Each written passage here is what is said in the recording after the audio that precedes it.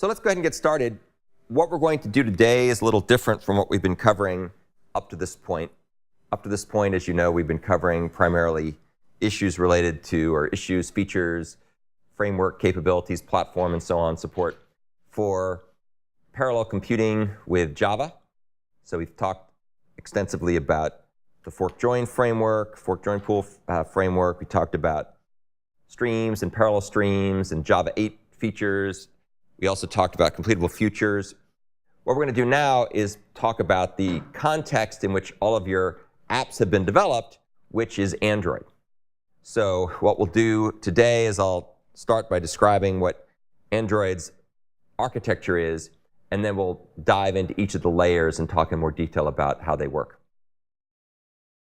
This is useful if you're curious how the actual app that we've been working with as the demo for all the different assignments is laid out. And I'll perhaps talk about some of the architectural issues with that later if we have time. So as you'll discover, Android is designed as a layered architecture. There's roughly 5 layers, maybe 4 layers with a few sub-layers in some of the layers. At the bottom of the stack, from the software point of view, is the Android Linux kernel, which is a variant of the GNU Linux kernel that manages some of the device hardware and mediates access to the various shared resources, both hardware and software shared resources that devices provide to upper layer services and applications. And we'll talk a lot more about that. There's also a big honking middleware infrastructure layer. There are actually sort of a bunch of layers in there.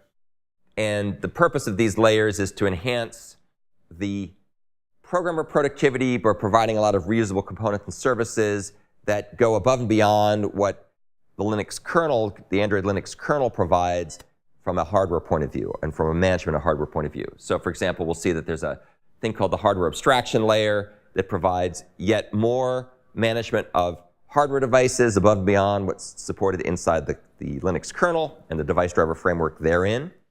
And we'll talk about some of the services and hardware management capabilities that the hardware abstraction layer, the HAL, provides. These are primarily things that you only find in mobile devices, as opposed to the more traditional type of thing that the Linux kernel provides that are for sort of desktops or servers or laptops. So things like a radio,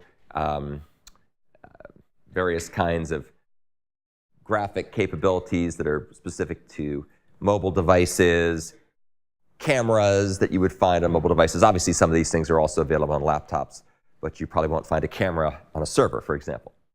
There's also a couple of other sub-layers in the middleware infrastructure portion of Android. So there's a thing called the Android runtime, which constitutes the execution environment, the thing that actually executes the applications, which are written in various languages, either Java or more likely these days Kotlin.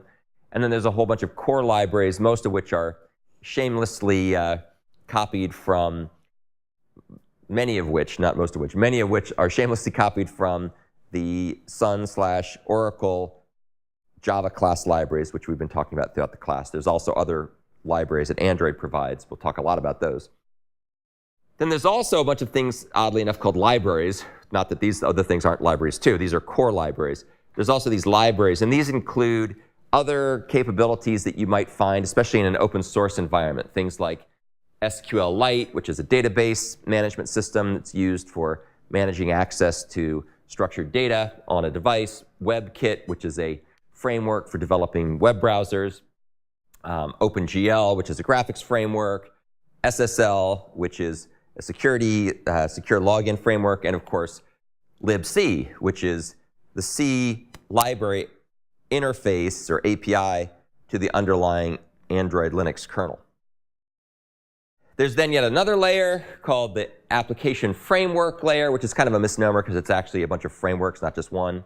It's a framework of frameworks. And so, or a layer of frameworks. And these include various system services written largely in Java. And they abstract away from some of the native libraries and from some of the runtime capabilities to allow applications to be written at an even higher level of abstraction. If you do a lot of Android programming, you'll interact with a lot of these application framework capabilities quite a bit. And then the final layer, which is really the one that you're likely to see the most of if you're writing Android applications, would be the app or applications layer. And that's where all the things you have come to know and love about Android lurk. So the browser and the phone app, ways of being able to send and receive emails, send and receive text messages, be able to take photos and share photos, all this good stuff. These are all the apps that we know of. And of course, there are literally millions of them in Android. What's important to understand, and what we'll be covering in these next few lessons here as we go through Android, is that there really is a benefit from understanding Android, or any complex system, iOS for example, as a full stack. And that's, when people talk about full stack development, they mean various things, but one of the things they could mean in this context would be understanding all the different layers that are part of something like the Android platform. And that's because to really get the most out of the applications you build, it often pays to understand how things work top to bottom. Now, having said that, of course, you can understand just little pieces of it if you want to write simple apps. But if you want to write more complex apps, for example, you want to write games that are going to have to run in performance-sensitive environments, it's helpful to have a bigger picture view of things. There are lots and lots and lots of classes in Android. There are thousands of classes. As you can see, then this is just a summary of some of them. These are really more kind of showing you the way in which things are broken up into chunks. So we have things like user interface classes, we have a whole pile of GUI classes, a whole bunch of system classes, connectivity classes, et cetera, et cetera, et cetera. It goes on and on and on. So there's lots of classes, and the way in which Android applications are developed are broken up into so-called components, and they're a smaller number of components that are really the architectural elements that are used to define the building block pieces of applications. And these include things like activities and fragments, which are typically used in conjunction with activities, services, broadcast receivers and content providers, and then intents, which are used to glue together activities, services, and broadcast receivers. And we'll talk a bit more about all of these things, at least architecturally. This particular discussion, what we'll be doing from now, probably till the end of the class, depending on how fast we go, really focuses more on concepts as opposed to code. We'll talk more about the architectural pieces of Android. I'll show you little code snippets here and there, but it's really not about code per se. And you don't have to know all of these details in order to write Android apps. You just have to understand the concepts. If you want to write Android apps, you can do it in a very simple way, just understanding the surface level stuff, typically things like activities, for example, and intents. But if you really want to do a better job of writing cool apps, it pays to understand all the pieces.